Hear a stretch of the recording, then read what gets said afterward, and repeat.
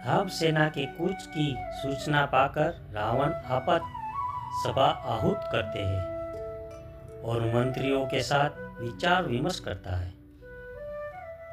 मेघनाद कहता है कि यदि उसे हनुमान को जीवित न छोड़ जाता तो राम लंका का पता भी न चलता।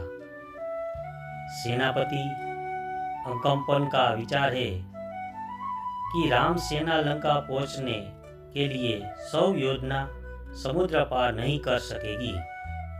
विभीषण टोकते हैं कि राम का एक दूत अकेले लंका पहुंच चुका है तो लंका की सुरक्षा अभेद नहीं रहेगी।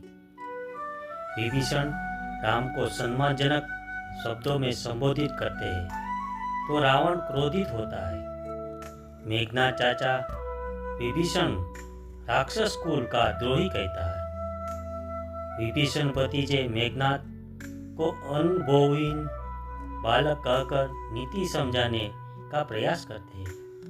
तब मेघनाद अपनी वीरता का बखान करता है कि उसने ऐरावत हाथी का दांत तोड़कर उस पर सवार इंद्र को आकाश से धरती पर ला पटका था और इंद्रजीत कहलाता था।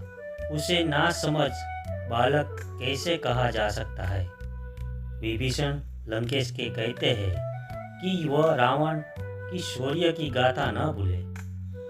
राम के बाणों से सुबाहु, कबंध, विराट, खर, दूषण, तीसरा और बलि जैसे महायुद्धों मारा जा चुके हैं।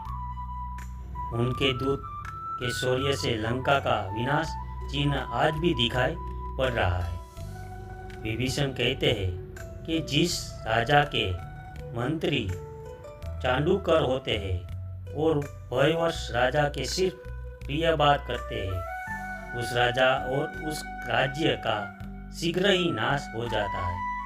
इसलिए विभीषण रावण से चाटुकर मंत्री की बजाय उनकी बात पर विचार करने का अनुरोध करते हैं।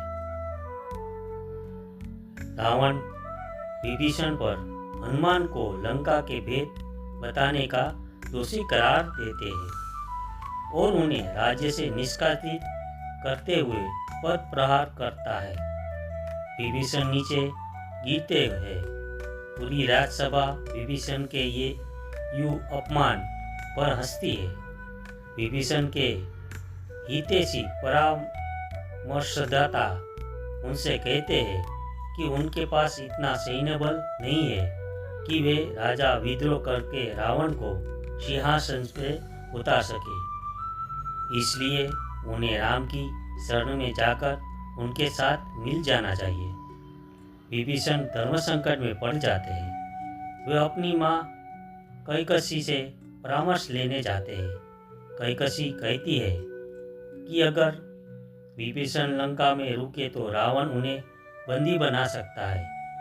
वो विभीषण से लंका के बाहर जाकर लंका की प्रजा के हित के लिए कार्य करने को कहती है। कैकसी कहती है कि उनके पिता ऋषि विश्रावा पहले ही भविष्यवाणी कर चुके थे कि भगवान विष्णु ने रघुकुल में जन्म ले लिया है और उनका हाथों रावण का कुल का नाश।